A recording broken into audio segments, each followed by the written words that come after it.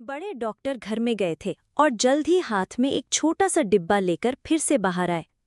इसे अपने साथ ले जाओ। बड़े डॉक्टर ने लू किंग को पेटी सौंपी।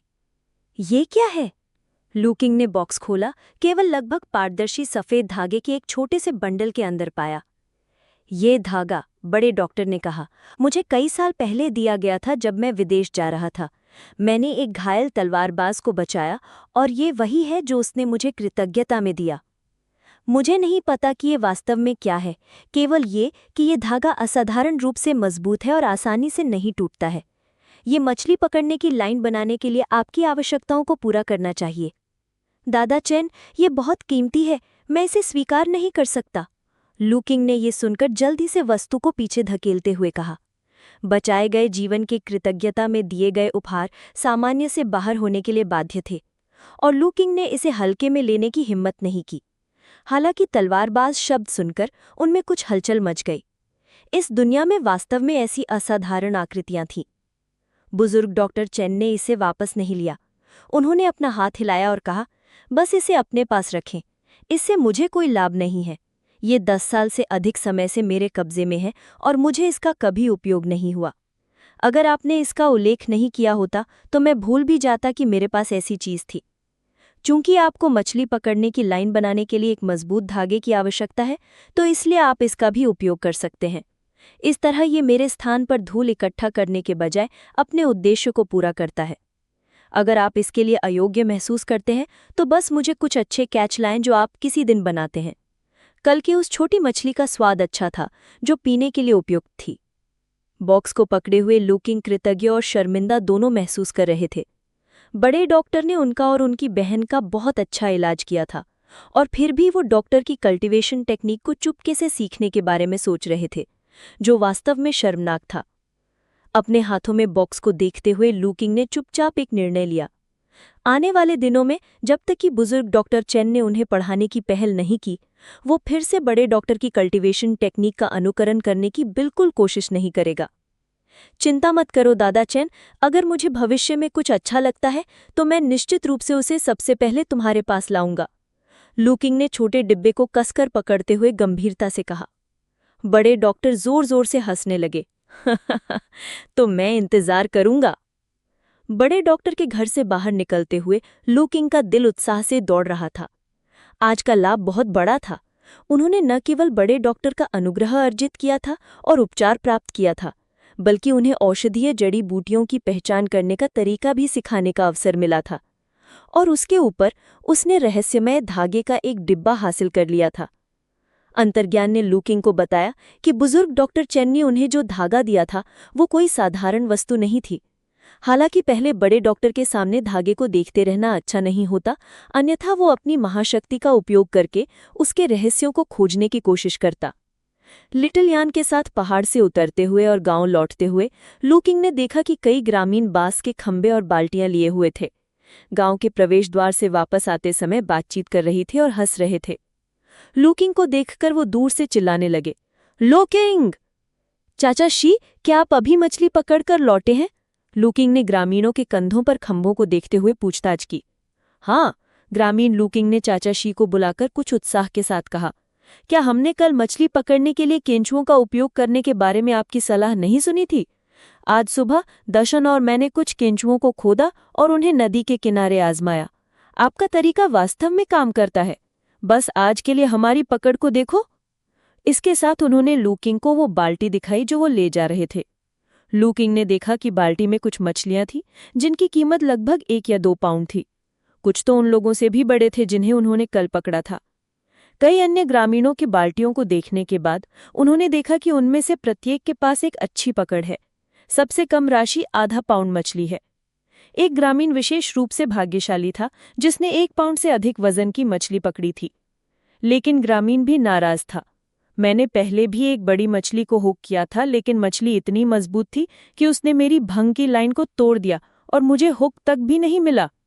मैंने तुमसे कहा था कि इतना जोर से मत खींचो, थोड़ा आराम करने दो, लेकिन तुम्हें तो इसके साथ हाथ की मुष्टि लड़नी थी। ये कोई आश्चर्य की बात नहीं है कि लाइन टूट गई।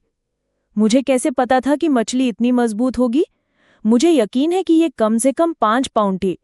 चलो, कम से कम ये 2 पाउंड थी। अगर ये 5 पाउंड होती तो तुम शुरू से ही इसे बनाए नहीं रख पाते। ये निश्चित रूप से 5 पाउंड थी।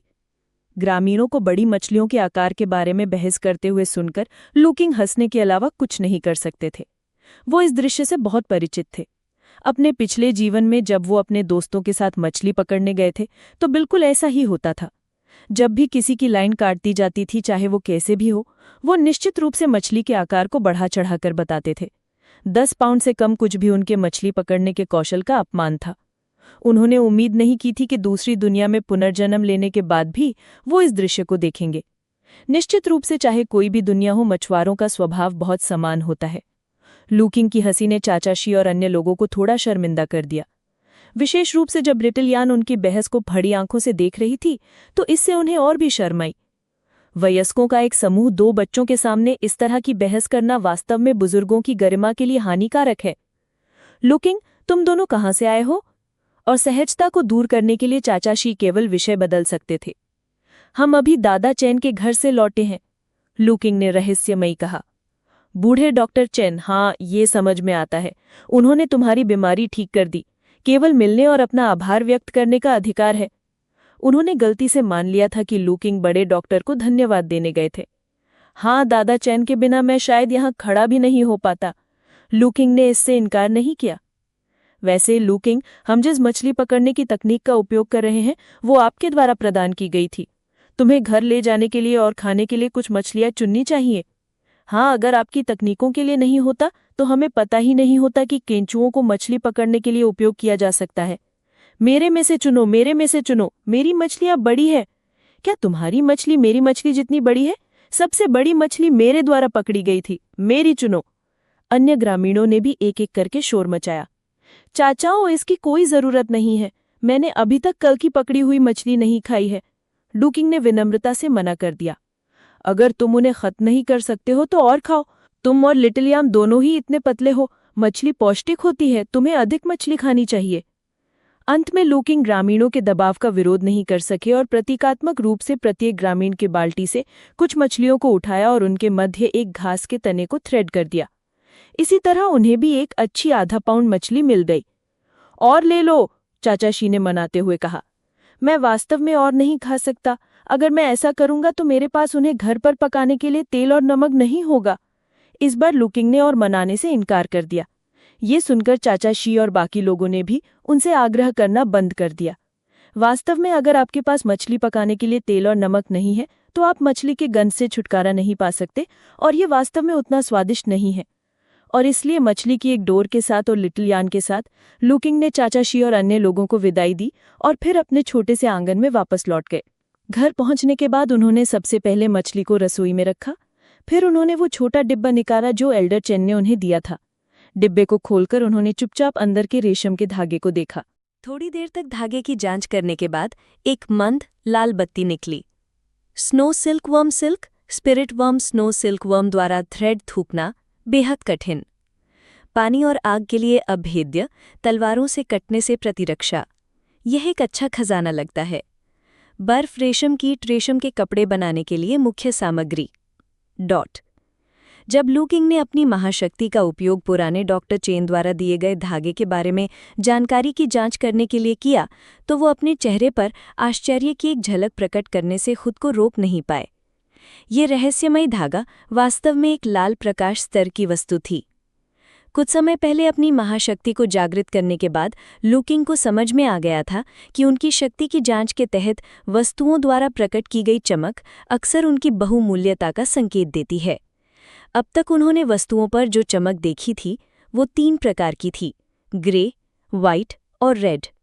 उनमें से उन्होंने पहले केवल ओल्ड डॉक्टर चेन पर रेड लाइट देखी थी और महाशक्ति द्वारा प्रकट की गई जानकारी से पता चला कि बड़े डॉक्टर एक गहरे छिपे हुए कृषि व्यवसायी थे। अब उन्होंने एक और रेड लाइट आइटम की खोज कर ली थी और ये वस्तु भी बड़े डॉक्टर ने ही दी थी। मुझे उम्मीद नहीं थी कि ये रेड लाइट का खजाना होगा। लू किंग ने सोचा था कि ये धागा कोई साधारण वस्तु नहीं है, लेकिन उन्हें एहसास नहीं था कि ये इतना मूल्यवान होगा। उसकी महाशक्ति द्वारा एक खजाने के रूप में आंका जाना इसके लिए वास्तव में असाधारण होना चाहिए। देखें कि सूचना पट्टी इसका वर्णन कैसे करती है। पानी और आग के लिए अभेद्य, तलवारों से कट से प्रतिरक्षा। ये खजाना नहीं तो किस तरह के धागे में ऐसी विशेषताएं हो सकती हैं? मुझे आश्चर्य है कि वृद्ध डॉक्टर चेन को पता है कि ये धागा कितना जादुई है। लू किंग ने भावनाओं के एक जटिल मिश्रण को महसूस किया। कुछ ही दिनों में उन्हें और लिटिल यान को ओल्ड डॉक्टर चेन से कई अनुग्रह प्राप्त हुए, और अब उन्होंने उन्हें इतना कीमती धागा भी दे दिया था। इससे वो आहत और शर्मिंदा दोनों महसूस कर रहे थे।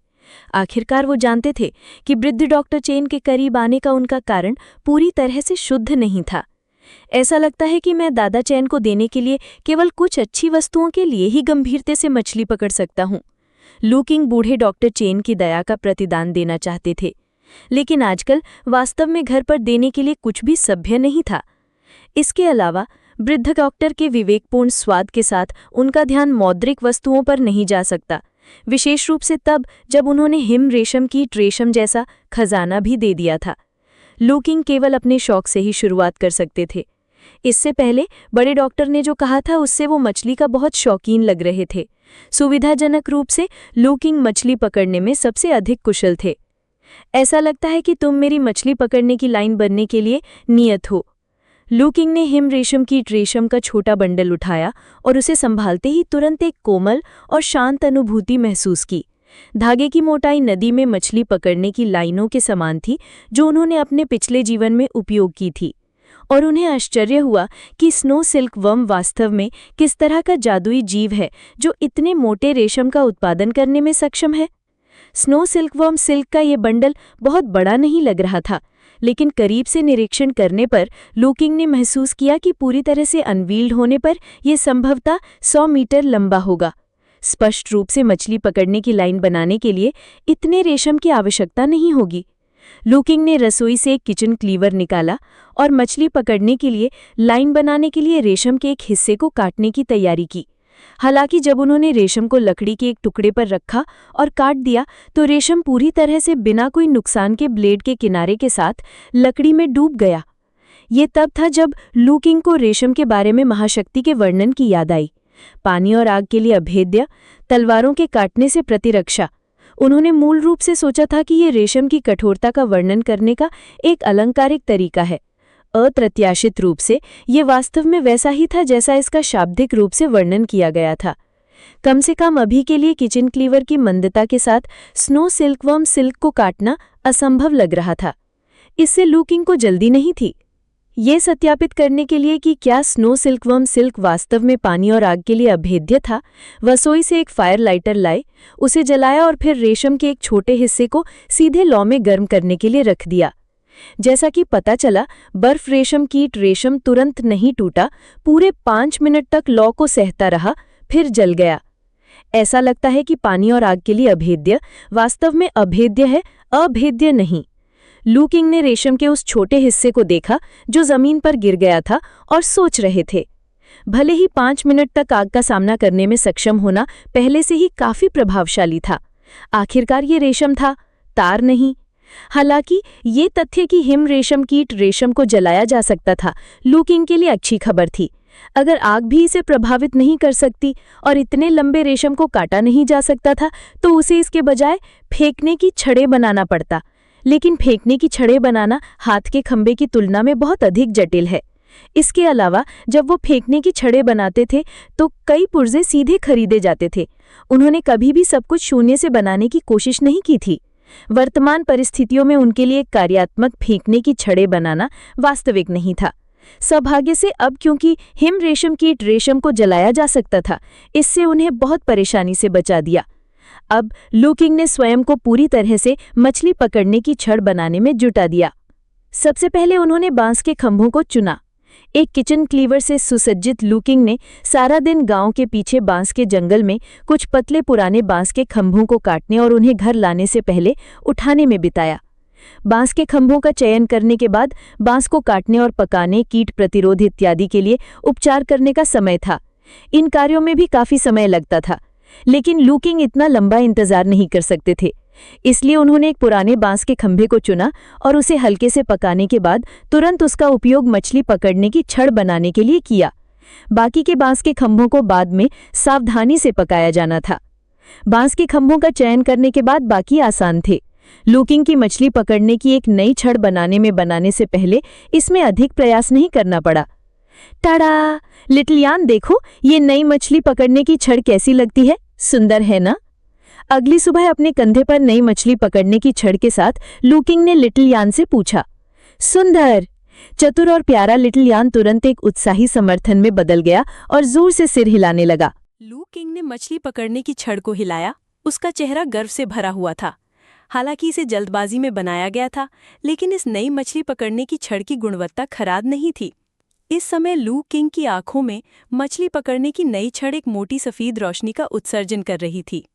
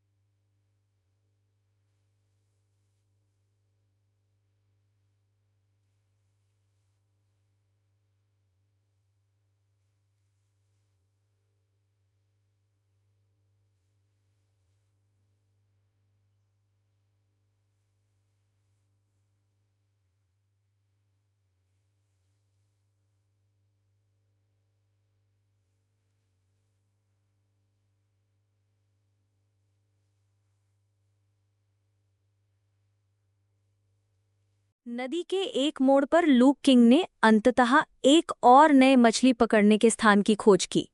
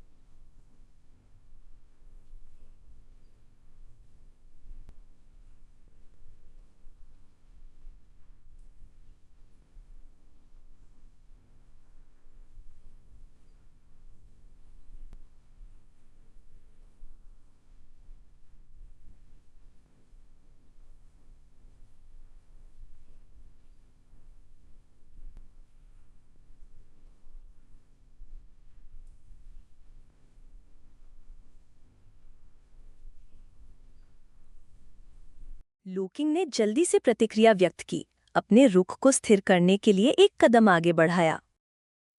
अच्छा प्रयास, मुझ पर घात लगाकर हमला करना।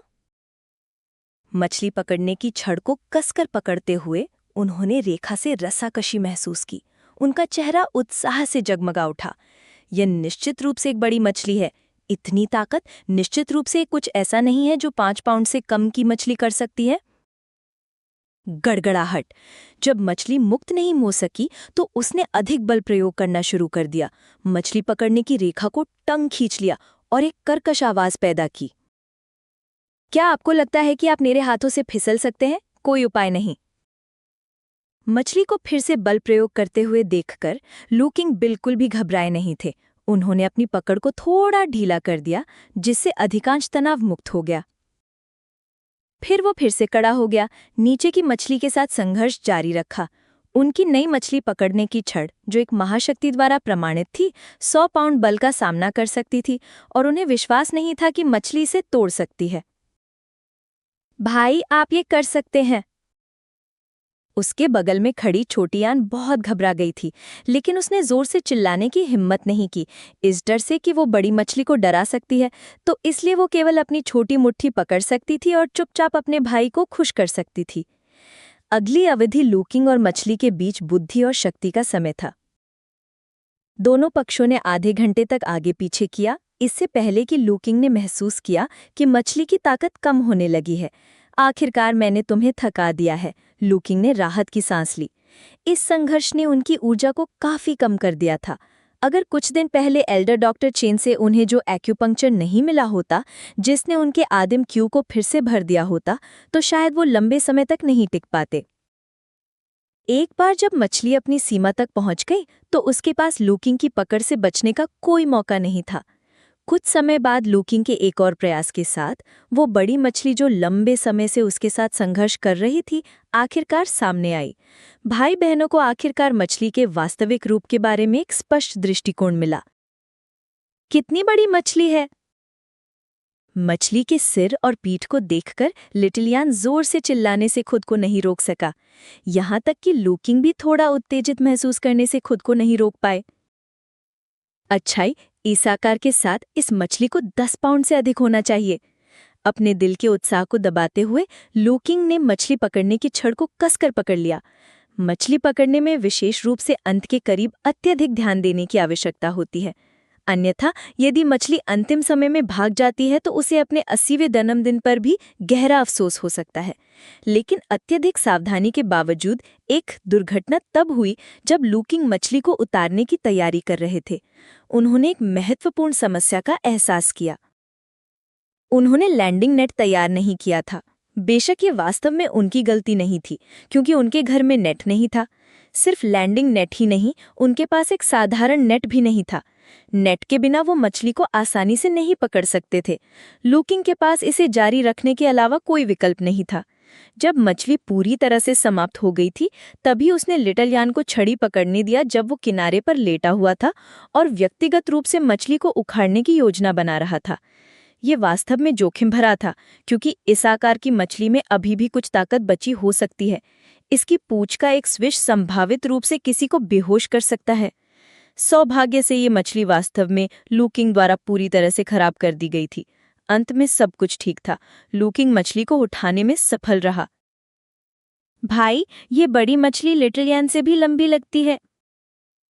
जब मछली को नदी के किनारे से दूर उठाया गया तो लिटिल यान ने इसे मापा और तुरंत आश्चर्यचकित हो गई थी।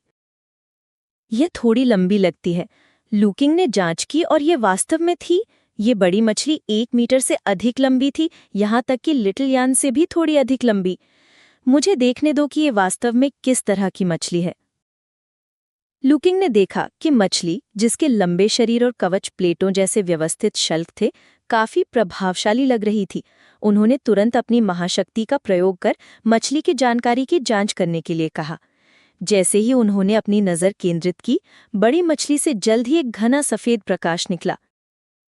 ये एक सफेद रोशनी है, लुकिंग को निराशा का एक स्पर्श महसूस हुआ। उन्हें उम्मीद थी कि ये इतनी बड़ी मछली लाल रंग के स्तर तक पहुंच जाएगी, लेकिन फिर उन्होंने खुद को थोड़ा लालची समझा। अगर ये मछली लाल रंग के स्तर पर होती तो क्या वो इसे उतार सकती थी, ये अभी भी सवाल था। आखिरकार उन्होंने पहले केवल 2 बार लाल प्रकाश लेवल की वस्तुओं को देखा था। वो एक थे एल्डर डॉक्टर चैन और दूसरे थे स्नो सिल्कवर्म सिल्क, और दोनों ही असामान्य थे। बुजुर्ग डॉक्टर चैन खेती के एक व्यवसायी थे और हिम रेशम केट रेशम तो और भी एक अद्भुत खजाना था। यदि ये बड़ी मछली भी लाल रंग के स्तर तक पहुंच जाती तो इसमें कुछ विशेष क्षमताएं हो सकती थीं। उस स्थिति में ये अनिश्चित था कि कौन किसे खींचेगा। ये संभव था कि पहले ही प्रयास में उसे पानी में घसीट लिया जाता। अपने मन को शांत करने के बाद लुकिंग ने नए पाक पर अपना ध्यान केंद्रित किया। हरी बख्तरबंद मछली, एक बड़ी मछली प्रजाति जो हरे बख्तरबंद शल्कों में ढकी हुई है, जिसे नदी में एक अत्याचारी माना जाता है जिसमें मछली पत्थर होता है। अफवाह यह है कि एक पूरी तरह से विकसित हरी बख्तरबंद मछली के गले में एक मछली पत्थर होता है। इसे पहनने के लिए प्राप्त करने और पॉलिश करने से आत्मा को शांत करने और मन को स्थिर करने वाले प्रभाव हो सकते हैं। जब लुकिंग ने पाठ पर जानकारी पढ़ी तो वो तुरंत खुश हो गए। मछली पत्थर, उन्होंने अभी पकड़ी गई किस बड़ी मछली में एक मछली पत्थर था। लुकिंग मछली पत्थर से अपरिचित नहीं थे। अपने पिछले जीवन में उन्होंने 20 पाउंड से अधिक वजन की एक जंगली हरी मछली पकड़ी थी जिसके अंदर एक मछली पत्थर था। उस समय एक मालिक ने उन्हें इसके लिए 10,000 से अधिक की पेशकश की थी, लेकिन उन्होंने इसे नहीं बेचा। कारण के लिए इसे पसंद करने के अलावा ये स्वाभाविक रूप से इसलिए था क्योंकि मछली पकड़ने वाले समुदाय में हमेशा एक अफवाह रही है। ऐसा कहा जाता है कि एक निश्चित उम्र के मछली पत्थर किसी की रक्षा कर सकते हैं। लुकिंग के लिए यह स्पष्ट नहीं था कि उनके पिछले जीवन का मछली पत्थर सुरक्षा सुनिश्चित कर सकता था या नहीं, लेकिन इस हरी बख्तरबंद मछली के अंदर के मछली पत्थर को उनकी महाशक्ति ने आत्मा को शांत करने और मन को स्थिर करने वाले प्रभावों के रूप में पहचाना था। ऐसा हुआ कि लिटिल यान अपने माता पिता के मृत्यु के बाद से रात में ठीक से सो नहीं रहा था। अक्सर बुरे सपनों से जागकर उसे सोने के लिए गले लगाने की आवश्यकता होती थी।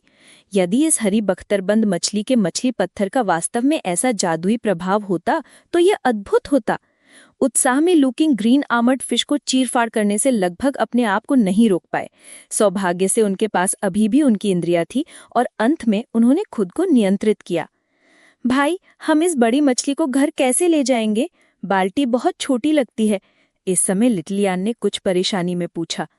उसने अभी मापा था कि बड़ी मछली उनके द्वारा लाई गई लकड़ी के बर्तन से बहुत लंबी थी, बिल्कुल भी फिट नहीं आती थी। कोई बात नहीं, एक पल में तुम्हारा भाई घास की कुछ रस्सियां मोड़कर वापस ले जाएगा, लुकिंग ने आत्मविश्वास से कहा। यह सिर्फ एक मछली है जिसका वजन लगभग 10 या 20 पाउंड है। मछली पकड़ गई है तो इसे वापस ले जाना कितना मुश्किल हो सकता है? ऐसी बात है, क्या हम मछली पकड़ना जारी रखेंगे? लिटिल यान ने फिर से पूछा। इस सवाल ने लुकिंग को चौंका दिया। अपने सामान्य अनुभव के साथ इस ग्रीन आर्मर्ड फिश के साथ लंबे संघर्ष और खींचतान से वो मछली पकड़ने के स्थान के आसपास के पूरे जल क्षेत्र को कवर कर चुके थे। आमतौर पर ऐसे समय में तल को हिला दिया जाता था और अगर मछलियां होती तो वो भी बिखर जाती। लेकिन फिर उन्होंने पहले चुने गए ब्लड एप्रिकॉट्स के बारे में सोचा और हिचकिचाए। उनकी महाशक्ति द्वारा दी गई जानकारी के अनुसार ब्लड एप्रिकॉट्स कुछ अजीब मछलियों के लिए स्वादिष्ट व्यंजन थे। एक अनुभवी मछली उत्साहक के रूप में वो इन अजीब मछलियों के बारे में काफी उत्सुक थे। उनकी महाशक्ति द्वारा जिन्हें अजीब कहा गया है, उनमें क्या विशेष विशेषताएं हो सकती हैं? यहाँ तक कि मछली पत्थर रखने वाली इस हरी बख्तरबंद मछली ने भी उनकी महाशक्ति से अजीब की उपाधि अर्जित नहीं की थी। इन 100 कथित अजीब मछलियों में किस तरह की विचित्रता थी? कुछ हिचकिचाहट के बाद लुकिंग ने थोड़ी देर और मछली पकड़ने का निर्णय लिया। उन्हें अजीब मछली कहा गया था, शायद वो हरी बख्तरबंद मछली से डरती नहीं थी। इस प्रकार इस भाग्य को ध्यान में रखते हुए लुकिंग ने एक बाल्टी में पानी भरा, ग्रीन आर्मर्ड फिश के सिर को नीचे की ओर रखा जिसे उसने कठिनता से बाल्टी में भिगोया, फिर मछली पकड़ने के स्थान पर बैठ गए। हालांकि उन्होंने थोड़ी देर और मछली पकड़ने का भी मन बना लिया था। कुछ समय बाद अगर कोई मछली नहीं काटती तो वो घर चला जाता, अन्यथा ग्रीन आर्मर्ड फिश बहुत लंबे समय तक नहीं चल सकती थी। मरी हुई मछलियां कभी भी जिंदा मछलियों की जितनी स्वादिष्ट नहीं होती। अपने रुख को फिर से तय करने के बाद लुकिंग ने इस बार सीधे मछली के हुक पर एक ब्लड एप्रिकॉट लटका दिया। उसने हुक को पानी में फेंक दिया और चुपचाप इंतजार करने लगा। समय सेकंड दर सेकंड बीतता गया और जल्द ही आधा घंटा बीत गया। फ्लोट ने गति के कोई संकेत नहीं दिखाए, जैसे वो रुक गया हो। ऐसा लगता है कि इसने क्षेत्र को हिला दिया, यहाँ तक कि अजीब मछली भी इससे नहीं बच सकी। लू किंग ने आह भरी। ये परिणाम उनकी उम्मीदों के परे नहीं था। उन्हें पहले थोड़ी उम्मीद थी। चलो वापस चलते हैं। जैसे ही लू किंग अपनी मछली पकड़ने की छड़ को घर जाने के लिए पैक करने ही वाले थे, अचानक उन्होंने देखा कि फ्लोट तेजी से पानी में डूब रहा है। अचानक लू किंग के काटने से वो बच गया। सौभाग्य से उनके कई वर्षों के मछली पकड़ने के अनुभव के साथ उनकी प्रतिक्रियाएं हमेशा समायिक थीं। एक पल में उन्होंने मछली पकड़ने की छड़ को मजबूती से पकड़ लिया और अपनी मुद्रा को स्थिर कर लिया और छड़ से पानी में नहीं घसीटे जाने में कामयाब रहे। ये खिंचाव पिछली हरी बख्तरदार मछली की तुलना में कमजोर नहीं था। वाह, आप दूसरी दुनिया की मछलियां वास्तव में हमला करना पसंद करती हैं, हाँ? छड़ के माध्यम से प्रसारित खींचने की शक्ति को महसूस करते हुए लू किंग हंसने और रोने के अलावा कुछ नहीं कर सके। एक अनुभवी मछुआरे के रूप में आज वो लगभग 2 बार डूब गया था और उसे इससे गंभीरता से निपटना पड़ा था। इस दूसरी दुनिया की बड़ी मछलियां वास्तव में ठीक से नहीं खेलती थीं, काटने से पहले कोई प्रस्तावना नहीं और हमेशा चुपके से हमले करती थीं। यदि उनके व्यापक अनुभव के लिए नहीं होता तो वे सफल होते, लेकिन चूंकि पहला चुपके से हमला विफल रहा था तो आप सभी भी सामने आ सकते हैं। लू किंग ने मछली पकड़ने की छड़ को दोनों हाथों से कसकर पकड़ लिया, लगातार छड़ पर बल में परिवर्तन को महसूस करते हुए और तदनुसार प्रतिक्रिया करते हुए पानी के नीचे मछली के साथ कुश्ती का एक नया दौर शुरू किया। कुछ समय तक कुश्ती करने के बाद लू किंग ने देखा कि कुछ गड़बड़ है। उन्होंने मान लिया था कि हुक पर नई मछली का आकार ग्रीन आर्मर मछली के समान होगा। आखिरकार प्रारंभिक खिंचाव का बल काफी मजबूत था, लेकिन अब उन्हें एक अंतर महसूस हुआ। हरी बख्तरदार मछली के विपरीत, जिसकी शक्ति शक्तिशाली और अथक थी, वर्तमान मछली हालांकि ताकत में भी भयंकर थी, दृढ़ता की कमी थी। जब तक लू किंग प्रारंभिक विस्फोट को स्थिर कर सकता था, यह जल्दी से कमजोर हो गई। यह एक तरह का विस्फोटक था, लेकिन स्थायी नहीं था। अनुभव के अनुसार लू किंग ने अनुमान लगाया कि पानी के नीचे मछली उतनी बड़ी नहीं थी जितना उन्होंने शुरुआत में सोचा था, बल्कि यह एक तरह की मछली थी जो तेजी से चलती थी और उसमें मजबूत विस्फोटक शक्ति थी, लेकिन आकार में बड़ी नहीं थी। यह जानते हुए लू किंग और भी अधिक सहज महसूस करने लगे। ग्रीन आर्मर्ड मछली जैसी बड़ी मछलियों की तुलना में तेजी से दौड़ने वाली मछलियों से निपटना बहुत आसान था। ग्रीन आर्मर्ड मछली जैसी बड़ी मछलियों में अपार शक्ति थी। केवल एक प्रयास के लिए उनकी अत्यधिक देखभाल की आवश्यकता हो सकती थी। इसके अलावा उनमें अच्छी सहनशीलता थी और यह दोनों पक्षों के धैर्य की परीक्षा थी। विस्फोटक दौड़ वाली मछलियों के लिए जब तक वे प्रारंभिक संघर्ष को स्थिर कर सकते हैं, तब तक मछलियों की शक्ति कम होती रहेगी और कोई पलायन नहीं होगा। चीजें बिल्कुल वैसी ही हुई जैसी लू किंग ने उम्मीद की थी। पानी के नीचे अज्ञात मछली से बल्कि कुछ विस्फोटों को स्थिर करने के बाद उन्होंने स्पष्ट रूप से महसूस किया कि उसकी विस्फोटक शक्ति कम होने लगी है। फिर थोड़ी देर तक खींचने के बाद लू किंग ने मछली की रूपरेखा देखी। लाल मछली। जब उन्होंने मछली को झुके हुए और पानी से बाहर निकलते देखा तो लू किंग एक पल के लिए दंग रह गए, क्योंकि मछली एक जीवंत आग जैसी लाल हो गई थी। अजीब मछली, यह निश्चित रूप से एक अजीब मछली थी। इस तरह के आकर्षक लाल रंग को देखकर लू किंग का दिल तुरंत उत्साह से हिल गया। उन्होंने यह भी देखा कि लाल मछली वास्तव में बहुत बड़ी नहीं थी, केवल 20 से 30 सेंटीमीटर लंबी थी। इस समझ के साथ लू किंग के लिए मछली को संभालना बहुत आसान हो गया। जल्द ही मछली अपनी ताकत से लगभग वंचित हो गई और उसने उसे सीधे पानी से बाहर निकाल लिया। भाई, वह मछली कितनी सुंदर है, छोटी यान चिल्लाकर बोली। घास पर मछली को देखते ही उसकी आंखें चमक उठीं। यह वास्तव में सुंदर है। लू किंग मछली के रूप को स्पष्ट रूप से देखने के बाद प्रशंसा किए बिना नहीं रह सके। नई पकड़ी गई मछली लगभग 1 फुट लंबी, पतली आकृति की थी, जो उनके पिछले जीवन के ब्लू स्टार के कार्प से काफी मिलती जुलती थी। इसके मुंह के पास 2 खूबसूरत लंबे बारबिल थे और एक पूंछ जो एक खिलते हुए फूल की तरह थी। अपनी ज्वाला जैसे लाल टसल के साथ पूरी मछली बहुत खूबसूरत लग रही थी। कुछ देर तक देखने के बाद लू किंग की आंखों के सामने मछली के बारे में जानकारी आने लगी। लाल चंद्रमा मछली। अजीब मछली लाल कवच में पहनी गई है जो अत्यधिक तेजी से तैरती है। क्योंकि इसके शरीर में आध्यात्मिक आकर्षण का संकेत होता है, इसका मांस अत्यधिक पौष्टिक और स्वादिष्ट होता है और इसके टसल का उपयोग चिकित्सा में भी किया जा सकता है। अफवाह है कि यदि लाल चंद्रमा मछली को ठीक से पोषित किया जाए तो इसके पास स्पिरिट मछली में विकसित होने का अवसर हो सकता है। कई विवरणों के साथ मछली के शरीर से एक चमक भी निकल रही थी, लाल रंग के संकेत के साथ एक सफेद रोशनी। लाल रोशनी? पहले तो लू किंग ने सोचा कि उन्होंने इसे गलत देखा। यह लाल प्रकाश लाल चंद्रमा मछली के टसल का प्रतिबिंब था, लेकिन बारीकी से देखने के बाद उन्होंने पुष्टि की कि यह टसल का प्रतिबिंब नहीं था, बल्कि वास्तव में एक चमक थी जिसे केवल उनकी महाशक्ति ही देख सकती थी, जो वस्तु के ग्रेड का प्रतिनिधित्व करती थी। कहने का मतलब यह था कि यह लाल चंद्रमा मछली केवल सफेद प्रकाश के स्तर पर नहीं थी, यह सफेद और लाल प्रकाश के बीच के स्तर पर एक अजीब मछली थी। उन्होंने सोचा, कोई आश्चर्य नहीं कि 3 विवरण क्यों थे। आमतौर पर सफेद प्रकाश वाली वस्तुओं में केवल 2 विवरण होते थे। उन्होंने तुरंत तीसरे विवरण पर ध्यान केंद्रित किया। एक स्पिरिट मछली में विकसित होने का मौका है। लू किंग ने तीसरा विवरण पढ़ते हुए सोचा, क्या यह स्पिरिट मछली अजीब मछली से एक स्तर ऊंचा हो सकती है? उन्हें अचानक बुजुर्ग डॉक्टर चेन द्वारा उपहार में दी गई बर्फ रेशम कीट की रेशम याद आ गई। स्नो सिल्कवर्म रेशम लाल रंग के स्तर पर पहले से ही एक खजाना था। शायद स्नो सिल्कवर्म जिसने इस तरह के खजाने को जन्म दिया हो, एक आध्यात्मिक रेशम कीट हो सकता है। दुर्भाग्य से यह अटकल फिलहाल अनुत्तरित रहने के लिए नियत थी। यहाँ तक कि बड़े डॉक्टर चेन को भी स्नो सिल्कवर्म रेशम की उत्पत्ति के बारे में पता नहीं था, इसलिए भले ही वह पूछना चाहते हों, लेकिन जवाब देने के लिए कोई जगह नहीं थी। इस प्रकार तीसरे विवरण की तुलना में दूसरा विवरण उनके लिए अधिक उपयोगी था। इसका मांस अत्यधिक पौष्टिक और स्वादिष्ट होता है। टैग पर दी गई जानकारी को पढ़ते हुए लू किंग थोड़ा मुस्कुराए। अंततः कल उनके पास बुजुर्ग डॉक्टर चेन के लिए उपहार था। शुरुआत में उन्होंने ग्रीन आर्मर्ड मछली को बड़े डॉक्टर के पास ले जाने की योजना बनाई थी, अगर आगे कोई पकड़ नहीं होती। लेकिन अब स्पष्ट रूप से रेड मून कार्प अधिक कीमती था, और इसका आकार बहुत बड़ा नहीं था, जिससे यह उपहार के रूप में अधिक उपयुक्त था।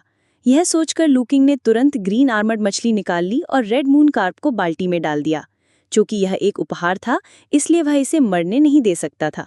सौभाग्य से रेड मून कार्प एक अजीब मछली के रूप में अपने नाम के मुताबिक थी। हालांकि यह पहले लू किंग द्वारा समाप्त कर दी गई थी और घास पर काफी समय बिताया था। एक बार जब यह बाल्टी में पानी में वापस आ गई तो इसने तुरंत फिर से तैरना शुरू कर दिया। इसकी जीवंतता उल्लेखनीय रूप से दृढ़ थी। रेड मून कार्प प्राप्त करने के बाद लू किंग ने मछली पकड़ने जारी रखने के बारे में नहीं सोचा। 2 बड़ी मछलियों से लड़ने से उनकी ताकत लगभग समाप्त हो गई थी। अगर वो मछली पकड़ना जारी रखता तो भले ही वो अभी भी मछली पकड़ सकता था, उसके पास अब उन्हें संभालने की ताकत नहीं होती। इसलिए आगे रहते ही छोड़ना सबसे अच्छा था। लिटिल यान, हमें वापस जाने के लिए तैयार हो जाना चाहिए। लू किंग ने हाथ में सामग्री के साथ सुधार किया, ग्रीन आर्मर्ड मछली को सुरक्षित करने और ले जाने के लिए घास की रस्सी को घुमाया, फिर एक हाथ में बाल्टी और दूसरे में जलाऊ लकड़ी और मछली पकड़ने की छड़ पकड़ते हुए फिर उसने लिटिल यान से कहा, भाई, मैं आपकी कुछ चीजें ले जाने में आपकी मदद कर सकती हूँ। यह काम करता है।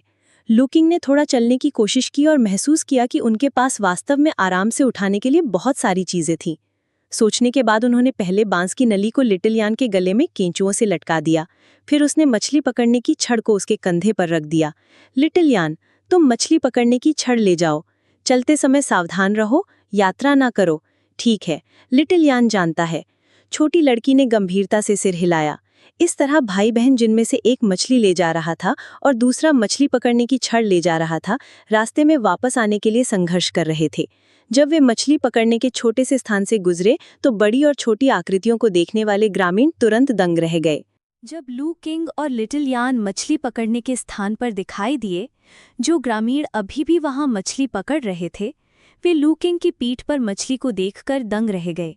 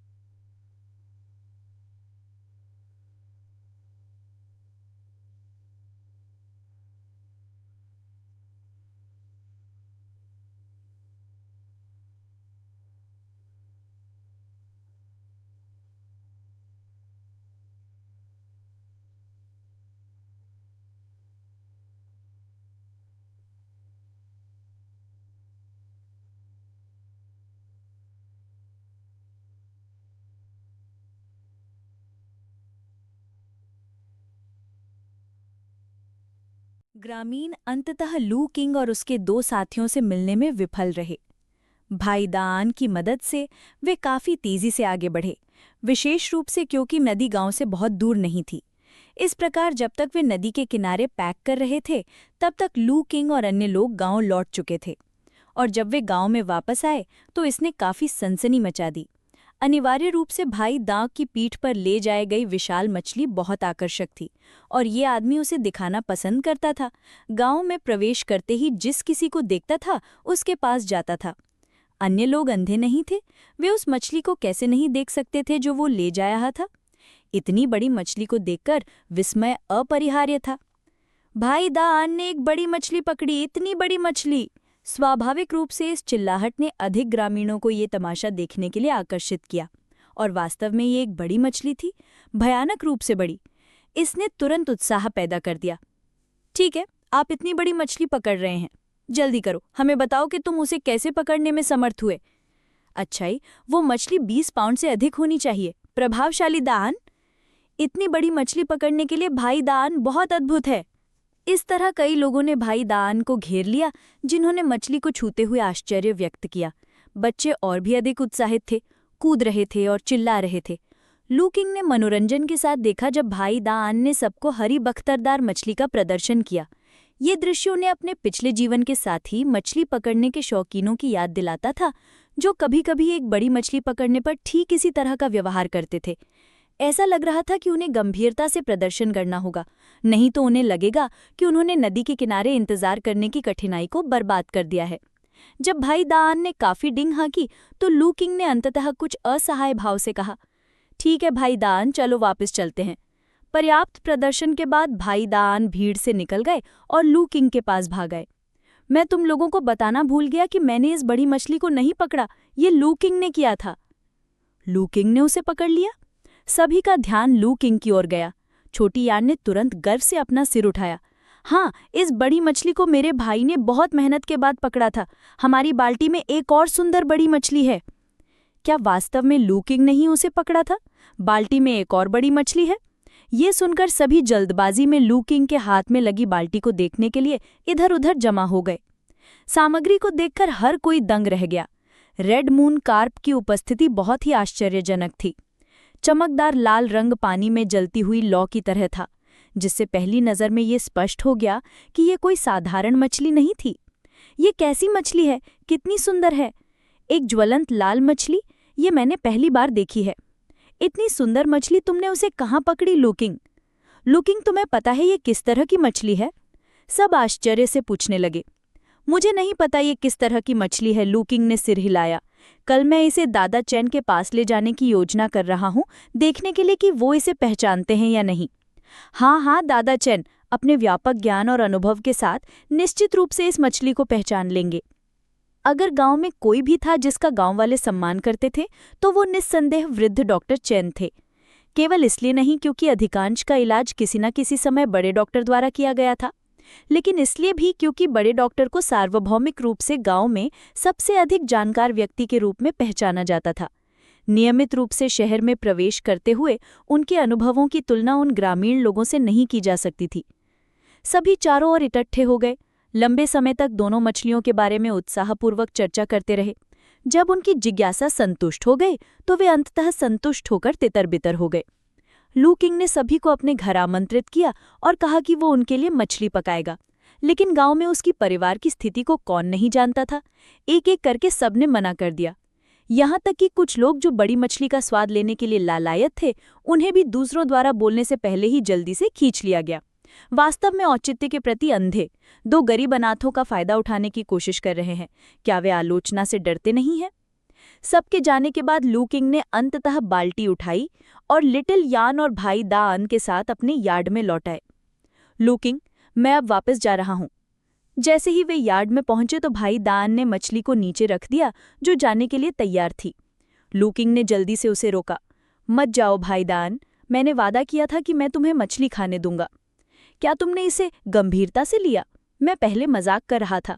तुम्हारे परिवार की स्थिति के साथ अगर मैं वास्तव में खाने के लिए रुका तो मेरे बूढ़े आदमी मुझे घर पहुंचने पर एक छड़ी से भगा देते, लेकिन तुम अपनी बात तोड़ने नहीं दे सकते।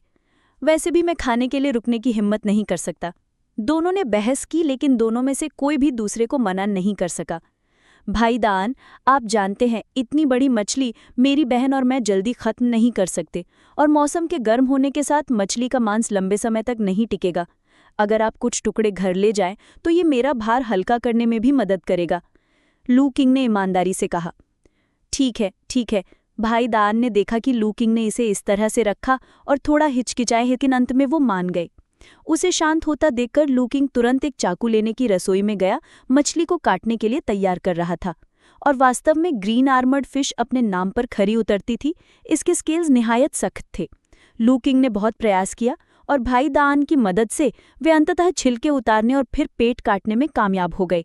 मछली के विभाजन के बाद वायु ब्लैडर के अलावा उन्होंने आंतों और लिजिवर जैसे अन्य अवयवों को फेंकने की योजना बनाई।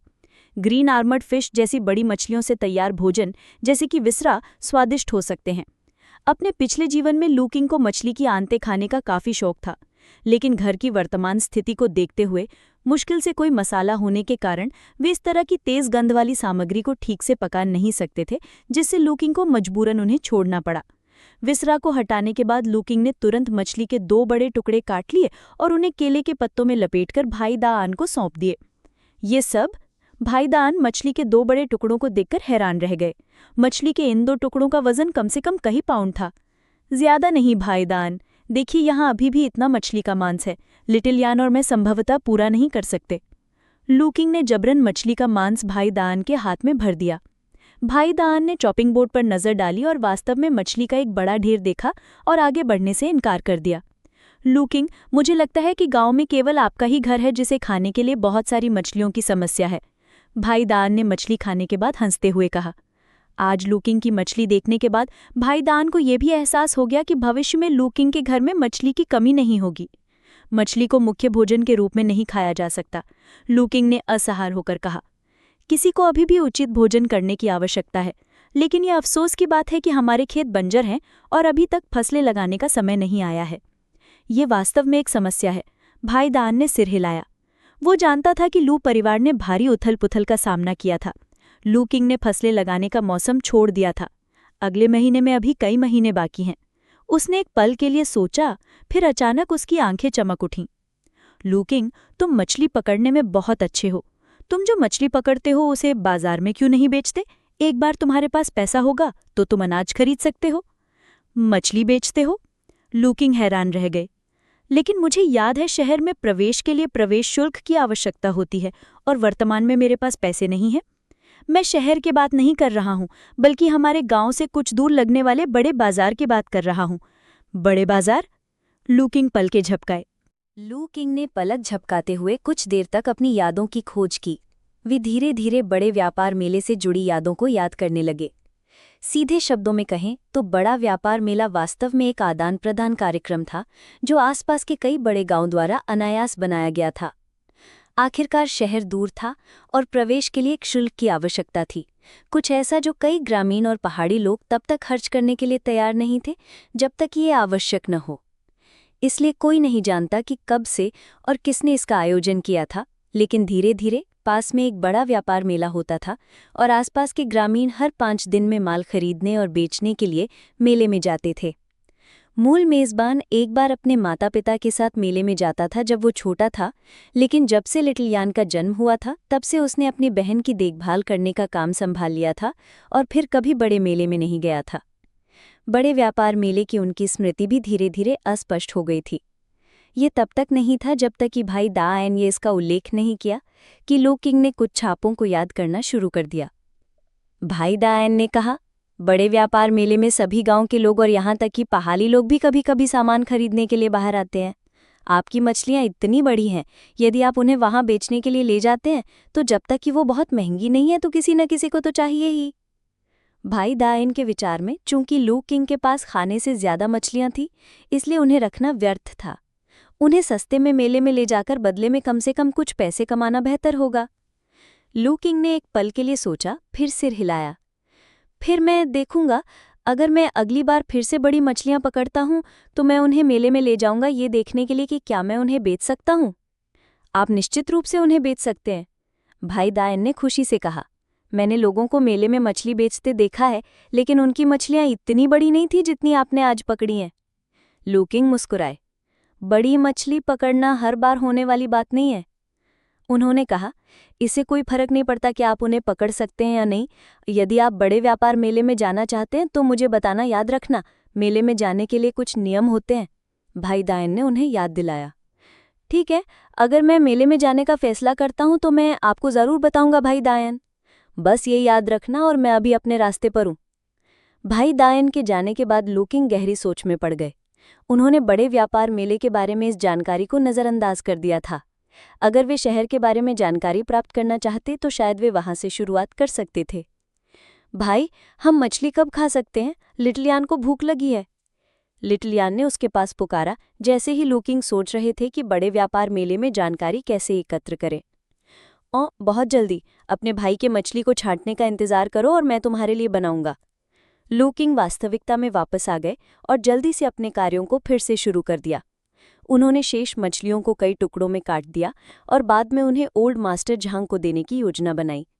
जिस समय वो बेहोश थे उस समय ओल्ड मास्टर झांग ने लिटिल की देखभाल की थी और वो उस दयालुता को भूल नहीं सकता था। मछली को छांटने के बाद लू किंग ने मछली का सबसे अच्छा टुकड़ा चुना। उन्होंने मछली के मांस को पतले टुकड़ों में काटते हुए सभी हड्डियों को साफ कर दिया। फिर उन्होंने पानी उबालने के लिए एक बर्तन रखा और दलिया पकाना शुरू कर दिया। शेष मछलियों के लिए उन्होंने बांस के टुकड़ों पर थ्रेड किया, उन्हें सूखने के लिए गुफाओं के नीचे लटका दिया, सूखी मछली बनाने की तैयारी की। बांस के खंभे पर लटके मछलियों की लंबी डोर को देखकर लू किंग ने चुपचाप जल्द से जल्द लोही का कढ़ा लेने का संकल्प लिया। ठीक है, और कुछ मसाले, अन्यथा उनके पाक कौशल में चमकने की कोई गुंजाइश नहीं होती। उन्हें इस तरह की अच्छी सामग्री को बर्बाद होते देखकर दुख हुआ। जब तक लू किंग ने ये कार्य पूरे कर लिए थे तब तक मिट्टी के बर्तन में दलिया भी उबल रहा था। पहले उन्होंने कुछ नमक मिलाया, इसे कुछ बार हिलाया ताकि ये सुनिश्चित हो सके कि नमक घुल जाए। फिर उन्होंने सावधानी से मछली के टुकड़ों को दलिया में डाला, उन्हें तुरंत हीट बंद करने से पहले सफ़ेद होते देखा। अंत में उन्होंने दलिया में एक छोटा चम्मच चर्बी डाली और इसे पूरी तरह से कर दिया गया। लू किंग ने पहले लिटिल के लिए मछली का दलिया का एक बर्तन तैयार किया, उसे थोड़ा ठंडा करने के लिए फाँका और फिर उसके सामने रख दिया। लिटिल, थोड़ा और इंतज़ार करो, अभी भी बहुत गर्मी है। लिटिल समझता है। हालांकि छोटा बच्चा उम्मीद से कराह रहा था, लेकिन वो आज्ञाकारी रूप से सहमत हो गया। हालांकि उसकी नज़र मछली के दलिये पर ही टिकी रही। यह देखकर लू किंग मुस्कुराए और फिर स्वयं के साथ दलिया का कटोरा भी लाद दिया। अपनी कठोर स्किन पर भरोसा करते हुए उन्होंने मछली के टुकड़ों के साथ एक चम्मच दलिया निकाला, उस पर कई बार फूंका और उसे अपने मुंह में डाल लिया।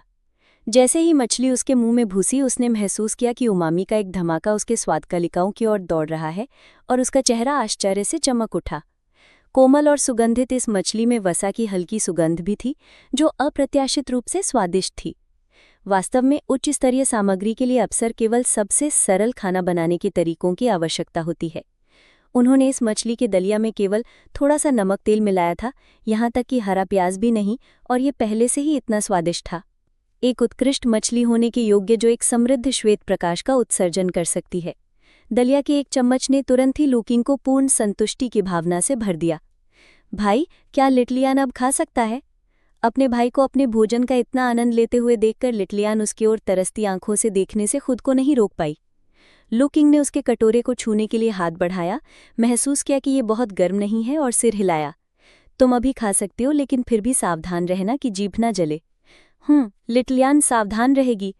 ये सुनकर कि वो खा सकती है, छोटी बच्ची तुरंत खुशी से झूम उठी। उसने कुछ दलिया बनाया और लू किंग के पहले के कार्यों का सावधानी से पालन करती रही, सावधानी से उस पर फूंकती रही। एक बार जब ये ठंडा महसूस हुआ तो उसने दलिया को अपने मुंह में डाल लिया। फिर एक चम्मच दलिया खाने के बाद उसकी आंखें अचानक चौड़ी हो गई। भाई, बड़ी मछली का दलिया कितना स्वादिष्ट है, आज सुबह के झींगे के दलिये से भी ज्यादा स्वादिष्ट। छोटा उत्साह से चारों ओर नाच रहा था, स्पष्ट रूप से बहुत खुश था।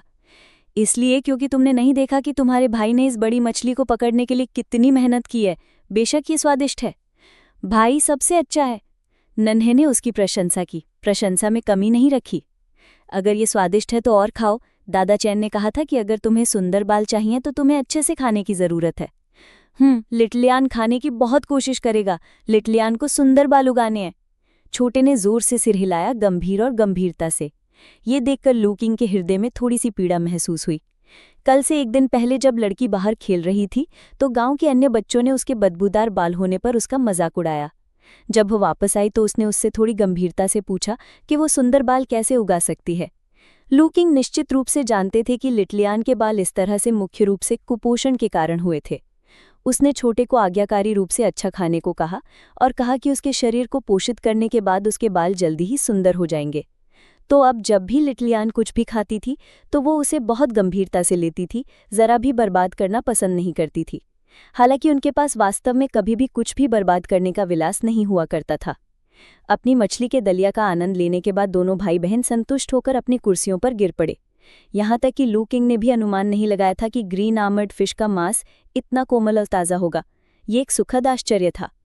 वो सोचने से खुद को नहीं रोक सक रहा था कि अगर ग्रीन आर्मर्ड फिश इतनी स्वादिष्ट थी तो रेड मून कार्प का स्वाद कैसा होगा, जिसे महाशक्तियों वाले लोग बेहद ताज़ा व्यंजन मानते थे। दुर्भाग्य से रेड मून कार्प एक उपहार था जो उन्होंने बूढ़े डॉक्टर चैन के लिए तैयार किया था और इसे खाया नहीं जा सकता था। थोड़ी देर आराम करने के बाद लू किंग खड़ा हो गया और रसोई घर की ओर बढ़ गया। उन्हें एक और काम पूरा करना था। ग्रीन आर्मर्ड फिश के फिश स्टोन की भी अभी देखभाल करने की जरूरत थी। हरे रंग की बख्तरबंद मछली का मछली पत्थर भाई दा एन के सामने लू किंग द्वारा पुनर्प्राप्त नहीं किया गया था। इसके बजाय ये हरी बख्तरबंद मछली के शरीर के अंदर रह गया था। ऐसा नहीं था कि वो कंजूस था और दूसरों को ये दिखाने के लिए तैयार नहीं था, बल्कि उसके लिए समझाना मुश्किल था कि ये क्या था। अब जब कोई उसे परेशान नहीं कर रहा था तो ये फिश स्टोन लेने का सही अवसर था। वो रसोई में गया जहां ग्रीन आर्मर्ड फिश के बड़े मछली के सिर को लकड़ी के बेसिन में रखा गया था।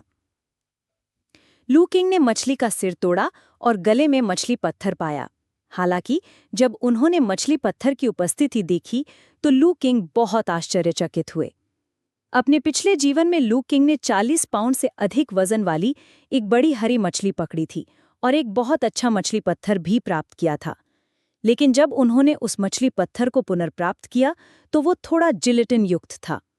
इसे बाहर निकालने के बाद इसे साफ करने, हवा में सुखाने और अन्य उपचारों की आवश्यकता थी, इससे पहले कि उन्हें अंत में एक अच्छा दिखने वाला फिश स्टोन मिल जाए।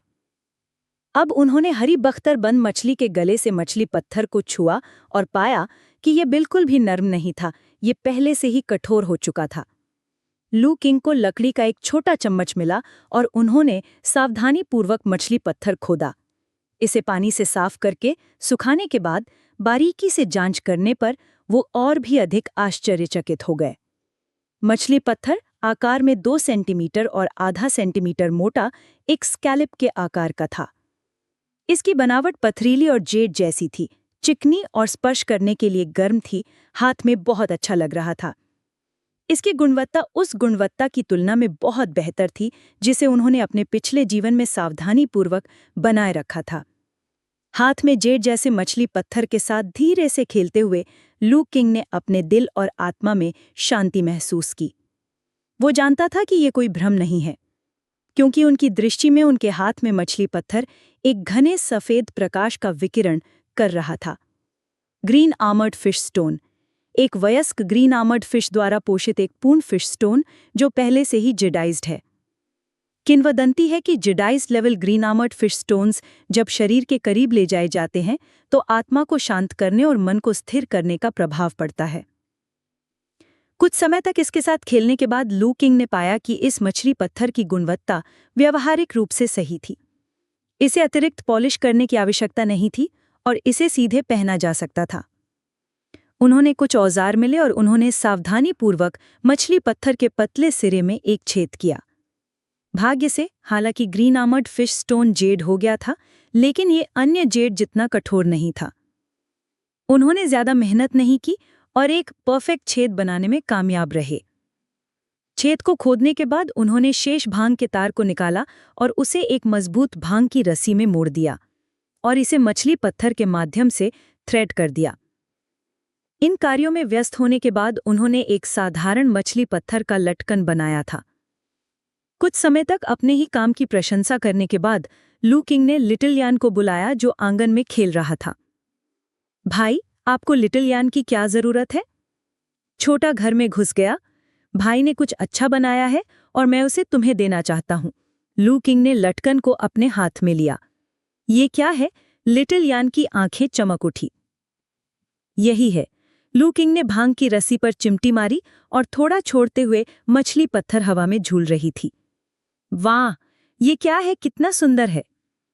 लटकन को देखते ही छोटी की आंखें तुरंत चौड़ी हो गईं। ये एक लटकन है। मैंने इसे बड़ी मछली के शरीर में पाए गए मछली पत्थर से बनाया है। अब से इसे अपने पास रखना और ये तुम्हें रात में अपना कवर उतारने से रोकेगा।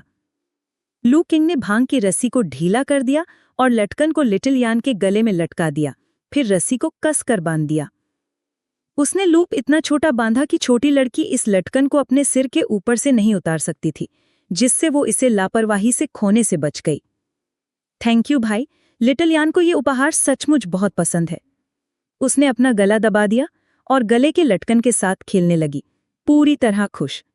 ये उसका पहला आभूषण था जो पूरी तरह उसका था और इस पर एक इतना सुंदर पत्थर था। छोटे बच्चे आमतौर पर सुंदर आकर्षक पत्थरों का विरोध नहीं कर सकते। छोटी ने अपने गले में लटकन को जितना देखा उतना ही उसे पसंद आया। और अगर तुम्हें ये पसंद है तो इसे सुरक्षित रखना और इसे खोना मत, अन्यथा भाई तुम्हारे खाने के लिए एक और बड़ी मछली नहीं पकड़ सकता। लू किंग ने लिटिल यान को चेतावनी दी जब वो लटकन से प्यार से चिपकी हुई थी। मुझे पता है, मैं इसकी अच्छी तरह रक्षा करूंगी, छोटी यान ने गंभीरता से कहा। ये देखकर कि छोटे बच्चे ने उसकी बात को दिल पर ले लिया, लू किंग ने उसे खेलने के लिए छोड़ दिया। फिर वो बड़ी मछली के सिर की तैयारी करने के लिए रसोई में वापस चला गया। रात्रि के भोजन के लिए दोनों बहन भाइयों ने बड़ी मछली का भोजन किया। लू किंग ने बड़ी मछली के सिर के आधे भाग को ग्रिल किया और दूसरे आधे भाग को सूप में उबाला। उन दोनों ने अपने मन भर के खाया। भाई, बड़ी मछली वाकई बहुत स्वादिष्ट है, लिटिल यान ने रात में सोने से पहले अपने छोटे बिस्तर पर लेटते हुए कहा। उसका पेट अब भी कुछ हद तक फूला हुआ था। जब तक लिटिल यान ठीक रहेगी तो भाई तुम्हारे लिए भविष्य में और भी स्वादिष्ट भोजन बनाएगा, उसने उसके कंबल के कोने को टिकाते हुए जवाब दिया। छोटी यान बहुत अच्छी रहेगी। उसने गले पर लटकन को छुआ और गंभीरता से सिर हिला दिया। फिर जल्दी सो जाओ क्योंकि हमें कल दादा चैन के घर जाना है। छोटी यान को भी दादा चैन की याद आती है, उसने धीरे से कहा और उसकी पलकें भारी होने लगी और जल्द ही वो अच्छे से सो गई। लू किंग ने उसे प्यार से एक पतली रजाई से ढक दिया। छोटी आज बहुत थक गई थी। वो उसके साथ मछली पकड़ने गई थी और मछली पकड़ने की छड़ी उठाने में मदद की थी। वापस आने के बाद वो दिन के अधिकतर समय आंगन में खेलती रही। ये तो अच्छा था ही कि वो अब सोने लगी थी। ये यकीन करने के बाद कि छोटा बच्चा सो रहा है, लू किंग फिर अपने बिस्तर पर लेट गया। लिटिल यान की धीमी सांसों को सुनकर लू किंग को तुरंत नींद नहीं आई। वो कल के बारे में सोच रहा था। कल उनका ओल्ड डॉक्टर चेन में एक्यूपंक्चर कराने का दिन था। बड़े डॉक्टर के पिछले वादे के अनुसार कल से शुरू होने वाले प्रत्येक एक्यूपंक्चर सत्र के बाद 1 घंटा लगेगा, जिसके दौरान वो बड़े डॉक्टर से औषधीय जड़ी बूटियों की पहचान करना सीख सकता है। जड़ी बूटियों की पहचान करना गौण था। महाशक्ति की सहायता से लू किंग अपनी सीखने की क्षमता के बारे में चिंतित नहीं थे। उन्हें इस अवसर का उपयोग करके एल्डर चेन का समर्थन और अनुमोदन प्राप्त करने के बारे में सोचना था। भाई दा एन ने जो आज बाजार के बारे में उल्लेख किया था, वो भी था। उनके बारे में सोचने की आवश्यकता थी। इन पिछले कुछ दिनों के सेवन के बाद उन्होंने घर से उधार लिए गए अनाज का काफी हिस्सा खा लिया था। इससे भी महत्वपूर्ण बात यह है कि ज्यादा नमक और तेल नहीं बचा था। कुछ ही दिनों में वे खत्म हो जाएगा, इसलिए उन्हें जल्दी पैसे कमाने का तरीका खोजना पड़ा। अभी खेती का मौसम नहीं था, इसलिए वो फिलहाल फसल की पैदावार पर भरोसा नहीं कर सकते थे। इसके अलावा उसके पास बीज खरीदने के लिए भी पैसे नहीं थे। वो केवल अवसरों के लिए कहीं और देख सकता था। बाजार एक अच्छा विकल्प हो सकता था। यह स्पष्ट नहीं था कि यह बाजार वास्तव में कैसा था। नियमों पर विचार करते हुए भाई दा एन में दोपहर में जोर दिया। ऐसा लग रहा था कि उनके पास पालन करने के लिए कुछ विशिष्ट नियम थे। लू किंग के मन में विभिन्न विचार घूमते रहे और जैसे जैसे वो सोचता गया, उसकी पलकें भारी होने लगी। अंत में वो और नींद नहीं रोक सका। कमरा शांत था क्योंकि दोनों बहन भाई गहरी नींद में सो रहे थे। बाहर की रात ठंडी थी और आकाश तारों से भरा हुआ था। अचानक एक काली आकृति शालीनता से आंगन में कूद गई और गुफाओं के नीचे लटके हुए मछली के मांस पर नजर डाली। उस रात लू किंग विशेष रूप से अच्छी तरह से सोया, सपना भी नहीं देखा। छोटा यान हमेशा की तरह आधी रात को नहीं उठा, अपने आराम के लिए पुकार रहा था। दोनों भाई बहन आराम कर रहे थे। वास्तव में लू किंग इतनी गहराई से सोया कि सुबह ये लिटिल यान था जिसे उसे उठने के लिए बुलाना पड़ा। लिटिल यान के कपड़े पहनते समय अपनी नींद की आंखों को रगड़ते हुए उसने उसके दांतों को ब्रश करने और उसका चेहरा धोने में मदद की। अपने स्वयं के स्नान शुरू करने से पहले लापरवाही से उसके बालों को 2 छोटे टफ्ट में बांध दिया। विलों की टहनी के ब्रश से बिना सोचे समझे अपने दांतों को ब्रश करते हुए लू किंग के नज़रों में ध्यान की कमी थी, जो कमरे के चारों ओर अनायास बह रही थी। कुछ देर तक ब्रश करने के बाद उन्हें अचानक कुछ गड़बड़ महसूस हुई और उनकी नज़रें तेज होने लगी। वो आगे बढ़ा और खंभे पर लगी 2 बांस की अंगूठियों को देखा जो अब खाली थी, और उनकी आंखें धीरे धीरे चौड़ी हो गईं। किस बदमाश ने उसके मछली के मांस के 2 बड़े टुकड़े चुरा लिए थे? गांव का कोई है? यही पहला विचार था जो लू किंग के दिमाग में आया, लेकिन उन्होंने जल्द ही इसे खारिज कर दिया। हालांकि गांव वाले अमीर नहीं थे, लेकिन कोई भी इतना गरीब नहीं था कि मछली के मांस के 2 टुकड़े चोरी करने की जरूरत थी। उन्होंने कल ही सभी को मछली पकड़ने की पेशकश की थी और सबने मना कर दिया था। इसके अलावा अगर कोई वास्तव में चोरी करना चाहता तो क्या वे सिर्फ 2 टुकड़ों के बजाय पूरा बर्तन नहीं लेते? इससे भी महत्वपूर्ण बात ये थी कि उन्होंने देखा कि बांस की 2 अंगूठियों पर अभी भी मछली के मांस के कुछ टुकड़े बचे हुए थे। जाहिर है मछली के मांस के 2 टुकड़े जबरन छीन लिए गए थे। किस तरह का चोर चोरी करते समय इस तरह का हंगामा करेगा, जैसे कि वो दूसरों को सचेत करना चाहते हो? दुर्भाग्य से वो पिछली रात इतनी अच्छी तरह सो गया था कि उसने बाहर कोई गतिविधि नहीं देखी थी। लू किंग ने सावधानीपूर्वक क्षेत्र की खोज की और अंत में दीवार पर कई मिट्टी के निशान पाए जो मे के फूलों से मिलते जुलते थे। प्रत्येक छाप में कई छोटे छोटे छेद थे। जमीन पर भी इसी तरह के निशान पाए गए थे। वो चुपचाप मिट्टी के निशानों को देख रहा था। थोड़ी ही देर में उसने उनमें से एक क्षीण श्वेत प्रकाश निकलता देखा, सफेद रोशनी। लू किंग थोड़ा हैरान हुआ। उन्होंने तुरंत दिखाई देने वाले 2 शब्द देखे, मिट्टी के पैरों के निशान। उनके आकार को देखते हुए वे एक रहस्यमय छोटे जानवर के प्रतीत होते हैं। पैरों के निशान पर छोटे छेद को देखते हुए यह तेज पंजों वाला प्राणी है। वर्णनों को पढ़कर लू किंग के दिमाग में तुरंत एक दृश्य बन गया। एक रहस्यमय और फुर्तीला अज्ञात छोटा जानवर अपने पैरों को दीवार के खिलाफ धकेलते हुए मछली के मांस को लुभाता है और उसे हिंसक रूप से फाड़ देता है। ये क्या हो सकता है? एक बिल्ली? उस नोट पर क्या इस दुनिया में बिल्लियां हैं? लू किंग ने इस सवाल पर विचार किया। उन्होंने निश्चित रूप से गांव में किसी भी बिल्ली को नहीं देखा था या किसी को इसे रखने के बारे में नहीं सुना था। फिर भी अब जबकि उन्होंने तय कर लिया था कि ये एक मानव चोर नहीं है, तो ये इसका अंत था। लू किंग ने राहत की सांस ली। अगर कोई गांव वाला चोरी करने आया होता तो ये उसके लिए अच्छी खबर नहीं होती। भाग्य से ये सिर्फ एक जंगली जानवर था और इसके पैरों के निशान को देखते हुए ये बड़ा नहीं था। जिस गांव में वे रहते थे उसके पीछे पहाड़ों से ज्यादा दूर नहीं, जंगली जानवरों के लिए कभी कभी नीचे उतरना स्वाभाविक था। हालांकि ऐसा लग रहा था कि उन्हें अधिक सतर्क रहना होगा और सोने से पहले दरवाजे और खिड़कियों को सुरक्षित करना होगा। अन्यथा अगर कोई जंगली जानवर रात में फिसल जाता और लिटिल यान को चोट पहुंचाता तो ये भयानक होता। ये पता लगाने के बाद लू किंग अब इसकी ज्यादा परवाह नहीं करता था। आखिरकार वो एक जंगली जानवर के साथ बहस नहीं कर सकता था। उसे बस ये सुनिश्चित करना था कि रात होने के बाद चीजें सुरक्षित रहें। ये सोचते हुए लू किंग को अचानक कुछ याद आया।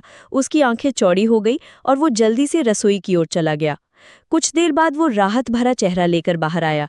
शुक्र है कि उन्होंने रेड मून कार्प को एक लकड़ी के बेसिन में रखा था और कल रात इसे रसोई में रखा था। मछली को बाहर कूदने से रोकने के लिए उन्होंने लकड़ी के बेसन को लकड़ी के बोर्ड और पत्थरों से कसकर बांध दिया था। अन्यथा ये सुनिश्चित करना मुश्किल होता कि उसे जंगली जानवर ने छीन न लिया होता। इस घटना के बाद लू किंग पूरी तरह से जाग गया। उसने लिटिल यान को इस मामले के बारे में नहीं बताया, बल्कि सिर्फ नाश्ता बनाने गया। भाई बहन के खाने के बाद वे एक बाल्टी में रेड मून कार्प को लेकर उस ढलान की ओर चले गए जहां ओल्ड डॉक्टर चैन रहते थे। इस बार ओल्ड डॉक्टर चैन के घर जाने पर लू किंग ने जाने से पहले जानबूझकर थोड़ी देरी की, क्योंकि उन्हें डर था कि अगर वे बहुत जल्दी चले गए और अपनी मुक्केबाजी का अभ्यास कर रहे बड़े डॉक्टर के पास चले गए तो वे अपनी महाशक्ति का उपयोग करके बड़े की कृषि तकनीक की नकल करने का विरोध नहीं कर पाएंगे। बड़ा डॉक्टर उनके प्रति बहुत दयालु था, भाई बहन वे इस तरह का अकृतज्ञ काम नहीं कर सकते थे, इसलिए उन्होंने बस इस संभावना को समाप्त कर दिया और अपनी नैतिक बात पर परीक्षण करने से भी परहेज किया। लू किंग की रणनीति बहुत प्रभावी साबित हुई। जब वे और लिटिल यान हाफ माउंटेन स्मॉल कॉटेज पहुंचे तो उन्होंने देखा कि ओल्ड डॉक्टर चैन धीरे धीरे अपना फॉर्म पूरा कर रहे हैं। जाहिर है उन्होंने अभी अभी अपना मुक्केबाजी का अभ्यास पूरा किया है। दादा चैन, हम आपसे मिलने आए हैं। छोटा यान बड़े डॉक्टर को देखकर खुशी से भाग खड़ा हुआ। ओ, लिटिल यान आ गया है। बूढ़े डॉक्टर चैन ने उसे भागते हुए देखकर उसे गले लगा लिया। उनका बूढ़ा चेहरा क्रिसैंथेमम की तरह खिल गया। गुड मॉर्निंग दादा चैन, ये तुम हो? पिछली बार से देर से क्यों आए? मेरा भाई बहुत सो गया था, छोटा यान हंसकर बोला। आज सुबह ये लिटिल यान था जिसे उसे जगाना पड़ा था। लू किंग का चेहरा हल्का सा लाल हो गया। मैंने कल सुबह नदी के किनारे मछली पकड़ी थी और मैं थोड़ा थक गया था, इसलिए मैं और भी अधिक गहराई से सोया। अधिक सोना अच्छा है, बूढ़े डॉक्टर चैन ने सिर हिलाया। आप उस उम्र में हैं जहां आप बढ़ रहे हैं, इसलिए पर्याप्त आराम की आवश्यकता है। डॉक्टर ने लू किंग और लिटिल यान के रंगों को देखा, जिनमें कुछ दिन पहले की तुलना में काफी सुधार हुआ था। ये जानकर वे पिछले कुछ दिनों से अच्छा कर रहे हैं, उन्होंने अपने दिल में काफी संतुष्टि महसूस की। दादा चैन, जब मैं और मेरा भाई मछली पकड़ने गए थे तो उन्होंने वास्तव में एक बड़ी मछली पकड़ी थी। ओह, कितनी बड़ी? कितनी बड़ी? लिटिल यान जितनी बड़ी। छोटी लड़की ने अपनी पूरी ताकत से इशारा किया। इतनी बड़ी? बूढ़े डॉक्टर चैन को थोड़ा आश्चर्य हुआ। उन्होंने सोचा था कि लिटिल यान जिस बड़ी मछली की बात कर रही है वो अधिक से अधिक 2 या 3 पाउंड की होगी, लेकिन अगर ये वास्तव में जैसा उसने उल्लेख किया था तो ये उससे कहीं अधिक होगी। हाँ, वो बड़ी मछली न सिर्फ स्वादिष्ट होती है बल्कि उसके शरीर पर बहुत सुंदर पत्थर होते हैं। मेरे भाई ने इसका एक पेंडेंट बनाया और लिटिल यान को दे दिया। दादा चैन देखो, ये सुंदर नहीं है? क्या ये एक हरी बख्तर वाली मछली का पत्थर है? लिटिल यान के गले के चारों ओर पेंडेंट को स्पष्ट रूप से देखने के बाद बूढ़े डॉक्टर चैन और भी अधिक आश्चर्यचकित हो गए। उसे सुनकर लू किंग का दिल हिल गया और उसने भी आश्चर्य का नाटक किया। मास्टर चैन, आप इस पत्थर को पहचानते हैं? कैसे? नहीं जानते? बूढ़े डॉक्टर चैन ने पूछताछ की। नहीं, मैं इसे नहीं करता। लू किंग ने अपना सिर हिला दिया। मैं इसे मारते समय इस पत्थर को मछली के गले में पाया था। ये अच्छा लग रहा था, इसलिए मैंने इसे लिटिल यान के पहनने का एक पेंडेंट बना दिया। तो आप बहुत भाग्यशाली हैं कि ये मछली का पत्थर वास्तव में एक दुर्लभ है और ये आपको अभी अभी मिला है। बूढ़े डॉक्टर चैन ने पेंडेंट उठाया और एक पल के लिए उसकी जांच की। आपके द्वारा पकड़ी गई बड़ी मछली एक हरी बख्तर वाली मछली होनी चाहिए और इसके अलावा एक पुरानी मछली जो कई सालों से जीवित रही है, अन्यथा ये इतनी उच्च गुणवत्ता वाली मछली का पत्थर पैदा नहीं करती है। एक बार जब ये ग्रीन आर्मर फिश जदाई पेशेंट से गुजरती है तो इसका एक जादुई कार्य होगा। ये हृदय और आत्मा को शांत कर सकता है। इसके अलावा ये एक दुर्लभ औषधीय घटक भी है। इसका चूर्ण रूप पानी के साथ मिलाकर इसका सेवन एक डरे हुए बच्चे को शांत कर सकता है। बचाओ उसके, आपने ये हरी मछली कहाँ पकड़ी? गांव के ठीक आगे नदी में कल लिटिल यान और मैं मछली पकड़ने गए और उसे पकड़ने के लिए आए, लू किंग ने जवाब दिया। बड़े चन, उस छोटी सी नदी में वास्तव में इतनी उम्र की एक हरी बख्तरदार मछली है? बूढ़े डॉक्टर चन को कुछ आश्चर्य हुआ। गांव के बाहर की नदी बड़ी नहीं थी, फिर भी इस आकार की एक हरी बख्तरदार मछली वास्तव में दुर्लभ थी। हालांकि उन्होंने तब याद किया कि आसपास के कुछ गांव मछली पकड़ने से नहीं जीतते थे। शायद यही कारण था कि ग्रीन आर्मर्ड फिश इतनी बड़ी होने में कामयाब रही थी। कोई आश्चर्य नहीं कि आपने कहा कि आपको लगा कि आपके पास पहले मछली पकड़ने की प्रतिभा है, जो इस तरह के मछली के पत्थर को पोषित करने में सक्षम है। उस हरी बख्तरदार मछली का आकार छोटा नहीं हो सकता था, फिर भी आप उसे पकड़ने में सक्षम थे। बूढ़े डॉक्टर चन ने लू किंग के कुछ कमजोर शरीर को देखा और उसकी प्रशंसा किए बिना नहीं रह सके।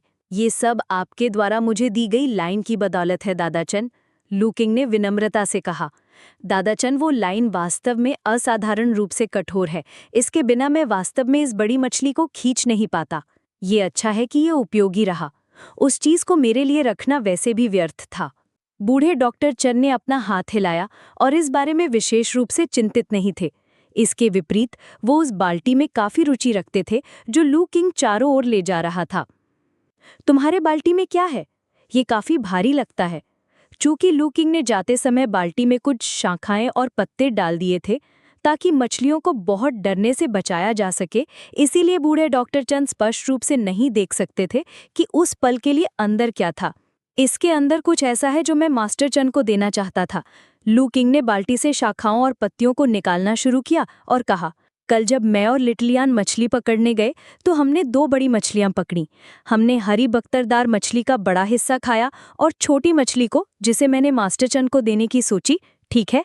तब मास्टर चंद, ये मछली बहुत सुंदर है, इतनी सुंदर है दादा झांग और अन्य लोगों को ये भी नहीं पता था कि ये किस तरह की मछली थी। ओ, ऐसा विचारशील भाव! मैं देखना चाहूंगा कि ये किस तरह की मछली है। बूढ़े डॉक्टर चंद की रुचि और भी बढ़ गई। ये मछली है। लू किंग ने बाल्टी से शाखाओं और पत्तियों को साफ करना समाप्त कर दिया और इसे बड़े डॉक्टर को हस्तांतरित किया। बड़े डॉक्टर ने बाल्टी में देखा और आग की तरह की मछली को देखकर पहले हैरान हुए, फिर कुछ हिल गए। उन्होंने जोर से कहा, ये रेड मून कार्प है क्या? बड़े डॉक्टर ने वास्तव में मछली को पहचान लिया। लू किंग के दिमाग में विचार घूम रहे थे, हालांकि उनके चेहरे पर भ्रम दिखाई दे रहा था। दादा चंद, आपको पता है ये क्या मछली है? बड़े चंद ने लिटिल यान को नीचे गिरा दिया और बाल्टी में मछली के साथ खेलने के लिए आगे झुक गए। थोड़ी देर के लिए सावधानी से उसकी जांच करने लगे। निसंदेह ये रेड मून कार्प है। लू किंग की नज़र बड़े चंद की ओर वास्तव में आश्चर्य से भरी हुई थी। आप रेड मून कार्प जैसी अजीब मछली भी पकड़ने में सक्षम थे? मास्टर चंद, रेड मून कार्प क्या है? छोटे यान ने उलझन से पूछा। ये रेड मून कार्प काफी कुछ है। ये देखकर कि लू किंग और लिटिल यान दोनों अनजान थे, बूढ़े डॉक्टर चंद ने बस समझाना शुरू कर दिया। रेड मून कार्प एक तरह की अजीब मछली है और इस दुनिया में किसी भी मछली को अजीब मछली कहा जाए तो उसकी अपनी विशेष विशेषताएं हैं। रेड मून कार्प अपने उत्कृष्ट स्वाद के लिए जाना जाता है। किंवदंती में इसका स्वाद अद्वितीय है और एक बार खाने के बाद ये अविस्मरणीय है। इसीलिए कुछ शौकीन ने इसे दुनिया के 10 प्रमुख व्यंजनों में से एक करार दिया है। दुनिया के 10 प्रमुख व्यंजनों में से एक? इस बार हैरान होने की बारी लू किंग की थी। उन्हें उम्मीद नहीं थी कि रेड मून कार्प इतना प्रसिद्ध होगा। वास्तव में महाशक्ति वाले लोगों द्वारा एक अत्यंत ताज़ा व्यंजन के रूप में मूल्यांकित किए जाने के योग्य। बड़ी लाल मछली इतनी प्रभावशाली है तो मास्टर चंद, क्या आपने एक बड़ी लाल मछली खाई है? मुझे दादा चंद को एक बार एक अभिजात के भोज में इस रेड मून कार्प का स्वाद लेने का सौभाग्य मिला था। स्वाद? बूढ़े डॉक्टर चंद ने अपना वाक्य पूरा नहीं किया, लेकिन छोटे यान भी उनके चेहरे पर याद दिलाने वाले रूप को समझ सकता था। तब ये रेड मून कार्प मास्टर चंद के लिए उपहार के रूप में अधिक नहीं हो सकता था। लू किंग ने कहा, मैं इस उपहार को स्वीकार नहीं कर सकता। चंद ने वास्तविकता की ओर मुड़ते हुए कहा, क्या आपको अंदाजा है कि अगर शहर में रेड मून कार्प बेचा जाए तो कितना पैसा मिल सकता है? लू किंग ने अपना सर हिलाया। चांदी के 100 टेल। बूढ़े डॉक्टर चंद ने एक उंगली उठाई और लू किंग के चेहरे पर शौक को देखते हुए उन्होंने आगे कहा, उच्चतम गुणवत्ता का एक रेड मून कार्प कम से कम 100 पैटर्न वाले टेल में बिक सकता है। एक मछली चांदी के 100 टेल के बराबर है? लू किंग ने हांफते हुए कहा। वे इस दुनिया में चांदी की क्रय शक्ति को अच्छी तरह से जानते थे। 3 लोगों के साधारण परिवार को 1 महीने तक जीवित रहने के लिए पर्याप्त रूप से चांदी का एक टेल प्रदान कर सकती थी। और उनकी सबसे अच्छी स्मृति के लिए, यहाँ तक कि अपने सबसे अमीर समय में भी लू परिवार के पास तैयार नकदी में चांदी के 10 टेल नहीं थे। अब एक मछली 100 टेल के बराबर थी। ये वास्तव में उसकी अपेक्षा से कहीं ज्यादा थी। मुख्य बात तो ये थी कि ये केवल एक अजीब मछली थी जिसमें सफेद के भीतर झलकती हुई लाल रोशनी थी। तो फिर एक सच्ची लाल रोशनी स्तर की आत्मा मछली का क्या? ये दुनिया विशाल है लू किंग। बूढ़े डॉक्टर चंद ने कुछ आह भरी। तुम्हें पता है कि वे अभिजात एक दिन में कितना खर्च कर सकते हैं? लू किंग ने अपना सिर हिलाया। कम से कम चांदी के 1000 टेल। और यदि आयोजन प्रतिष्ठित अतिथियों की मेजबानी के लिए है तो लागत अथाह हो जाती है। ये रेड मून कार्प एक दुर्लभ स्वादिष्ट व्यंजन है। वे अभिजात जिनके पास पैसे की कमी नहीं है, इस तरह की दावत के लिए केवल 100 टेल चांदी खर्च करने से नहीं हिचकेंगे। लू किंग का मुंह थोड़ा अथापे था। उसकी अभिव्यक्ति का आधा हिस्सा आश्चर्य का नाटक था और दूसरा हिस्सा वास्तव में थोड़ा आश्चर्यचकित था। ये सच है कि किसी भी दुनिया में अमीरों की फिजूल खर्ची काफी चौंकाने वाली हो सकती है। तो लगता है तुम अभी भी इस बूढ़े आदमी को ये रेड मून काप देना चाहते हो? बूढ़े डॉक्टर चंद ने लू किंग के चेहरे पर अविश्वास को देखते हुए उसे चिढ़ाया।